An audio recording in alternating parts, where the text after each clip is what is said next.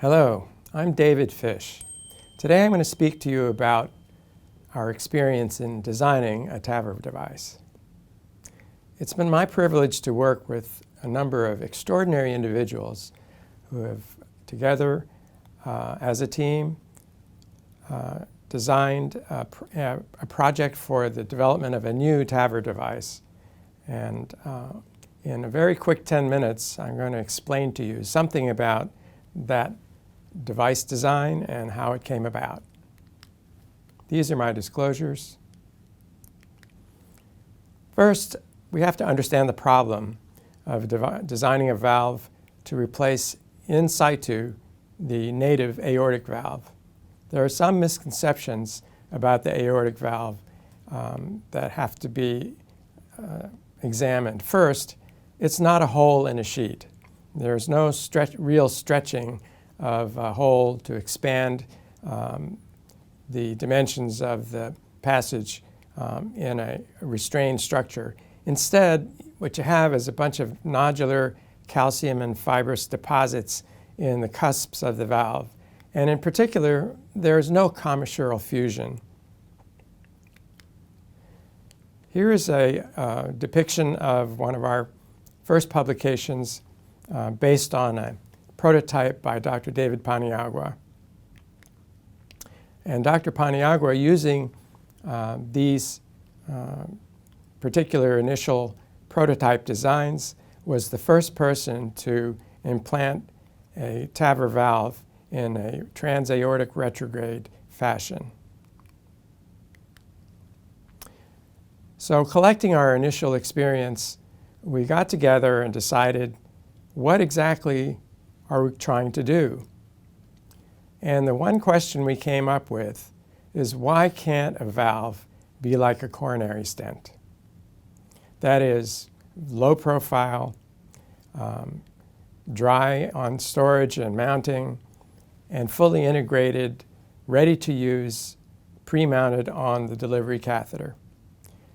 This, of course, challenges the function of the material, and obviously, though dry at insertion, the membrane leaflets have to function immediately on deployment in the body.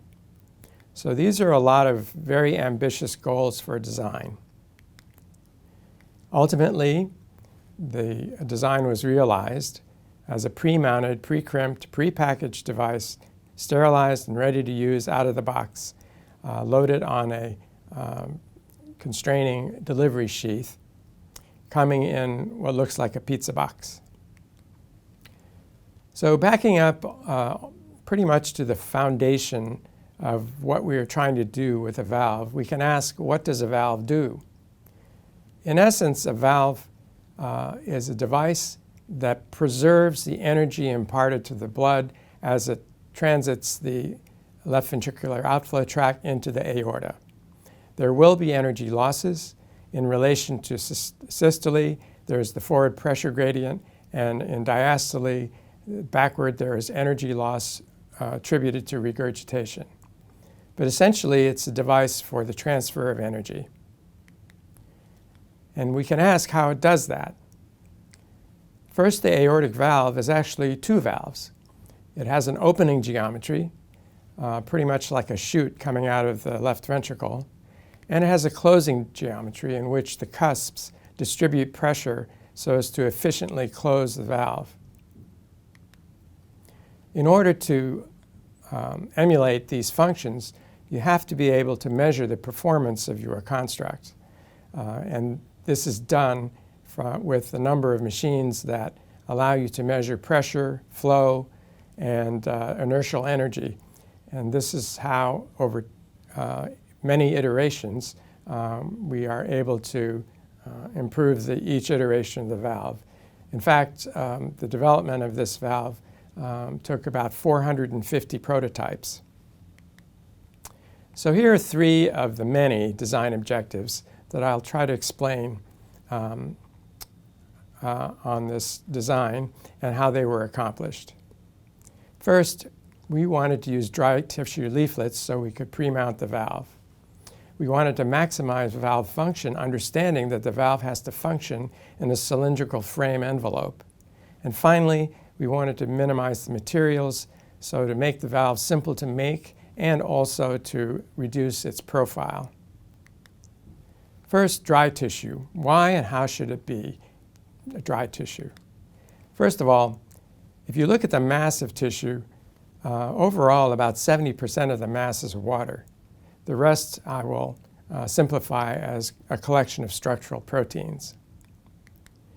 If you can fully dehydrate the valve, remove the mass of water, and then compress the dimension of tissue, which we do with techniques to condense the proteins, then you can end up with about 90% removal of the profile of the material. Now, thinner would be thought to be perhaps weaker, but in this case, it's quite the opposite. Making it thinner while preserving all of the structural protein actually increases its tensile strength. And here you can see in samples we've achieved tensile strength in the order of 30 to 50 megapascals. And this is far in excess of typical wet tissues in the industry. Second, we had to maximize the function in a cylindrical frame. In a stent valve, the cylindrical geometry is not natural, so emulation of the natural valve has limited value. You have to design to the cylindrical frame envelope that you're going to be delivering the leaflets within. There are various ways to construct this, but initial attempts in the industry had faults. If you simply encircle the base of the valve with a suture line to form the cusps, you have what I call square cusp geometry. This is very stable in the open position, but there was an energy barrier to closing, so-called lazy leaflets, so that the valve would not close on deployment, and this would result in torrential aortic insufficiency and did result in the death of a number of patients. The other approach to take is a spherical or parabolic geometry in which the base of the leaflet, the base of the cusp is formed by a curvilinear suture line.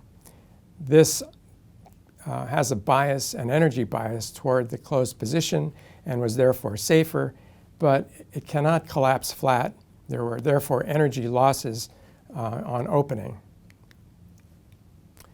Our approach, which was the idea of Dr. Eduardo Induni, one of our collaborators, was to use a conical cusp geometry.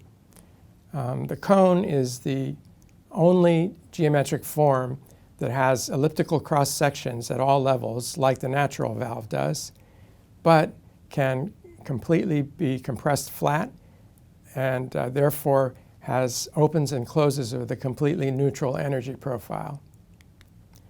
This minimizes energy losses. This is a paper model that we made of this flat material construct. And in our measurements, indeed, the total energy losses were far superior to the best surgical bioprosthesis.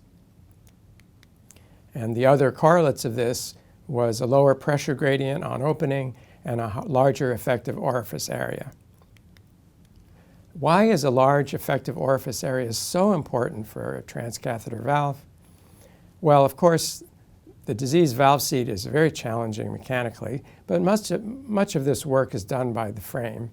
Underexpansion of the transcatheter heart valves in diseased valve settings is very frequent, and the out-of-round condition is common.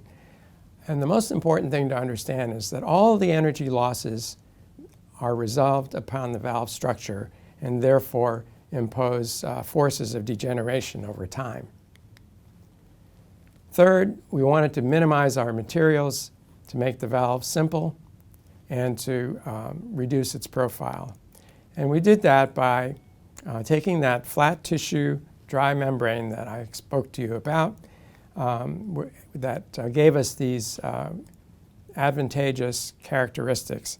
Continuous surfaces that made it durable, leaflets that were formed by folds without suture lines, no fabric, We only needed about 150 sutures to mount the frame, and this compares to on the order of 1,500 to 2,000 sutures in some commercial devices. The geometry resolves to a flat shape on opening. That gave us a low profile on compression and mounting and a large orifice. This is our first patient, and this is why we embarked on this journey of design, and we were able to demonstrate over many days a consistent and durable result. At present, the valve is in a European feasibility trial, and we hope this will conclude shortly. Learn from yesterday, live for today, hope for tomorrow. We learned a tremendous amount from all the people who have worked on these ideas before, and I would say that in searching for new designs, the first place to look is in the work of many before. Thank you.